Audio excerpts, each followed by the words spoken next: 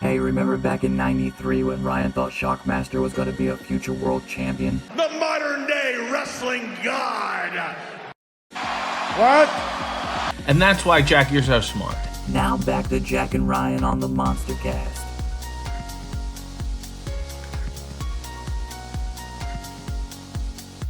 Let's talk about friend of the show. Lexis King has arrived in NXT. Brian Pillman Jr. obviously has been on the show before, believe it or not.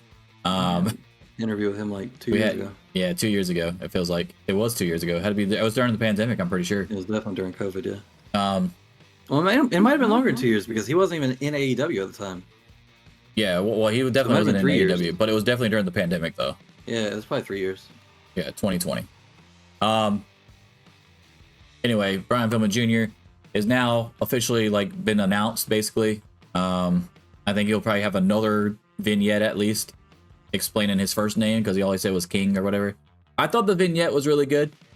They made him seem like a big deal. I do like that they have him in NXT, obviously. I like the explanation. I still don't like the name overall. I don't like Lexis King, but I really don't understand why. Okay, I don't know Vince's infatuation with changing people's names that they could clearly get over easier out the gate by using the name that brought them, right? You would think it's trademarking. You already know it's trademarking. Okay, Jade Cargill has not changed her name. Yeah, I'm sure that was a big condition of her signing.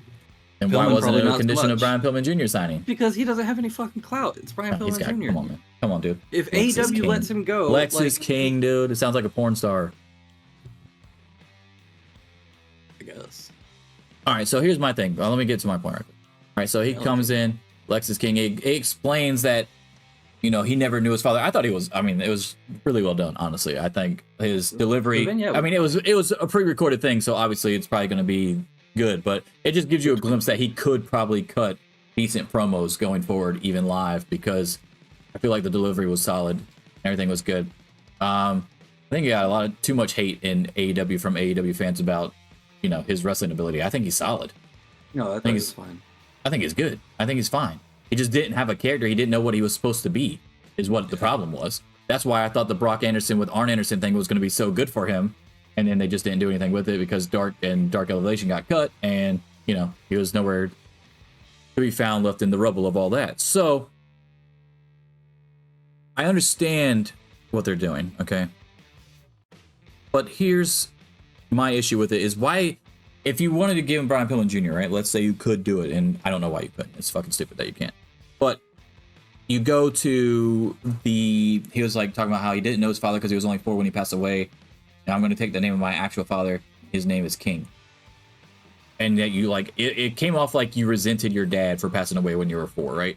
Why didn't you say, I'm going to take his name and do more with it than he ever could have? That's just as powerful to me as a character. His dad never won the Intercontinental title, never won the world title. I don't think he ever won any titles in WWE. Maybe European Championship, maybe, but I don't remember off the top of my head because he got hurt fairly early into his WWE thing when he fucked up his ankle or whatever. So why didn't you just use, you could have used that motivation or whatever, and I feel like that would have made a lot more sense and been a lot more powerful, or just as powerful as that, without the dumb name attached to it. I wonder how much of it is that they don't want his name associated with his dad, or to bring too much attention to it out of the gate, because they don't want people looking up a bunch of old Brian Pillman shit and reading about all the old Brian Pillman shit and seeing the segment with him and a gun and fucking Steve Austin.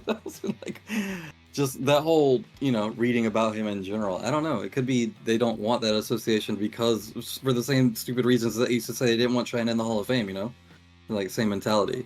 It's there's a lot of shit associated with Brian Pillman that is not, that wouldn't be considered on the up and up today, And then I don't know. Could be that.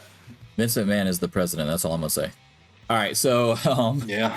Well, so he's anyway, I shoot a lot of shots. I like the way that the vignette was shot. I like the way his delivery was. I like the way he's got obviously a really good look. I do think that it'll be pretty good. Now, I did see a recent picture of him that somebody posted at an NXT live event, and he does not look good.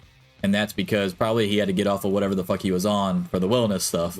Test, yeah. He did not look good in that picture. I'm just going to throw that out there. But hopefully if he can get back on track working out and stuff like that, then yeah, he'll be fine. I think he'll be good, and especially in NXT. Even if he's there for a couple years, I think it'll be all right.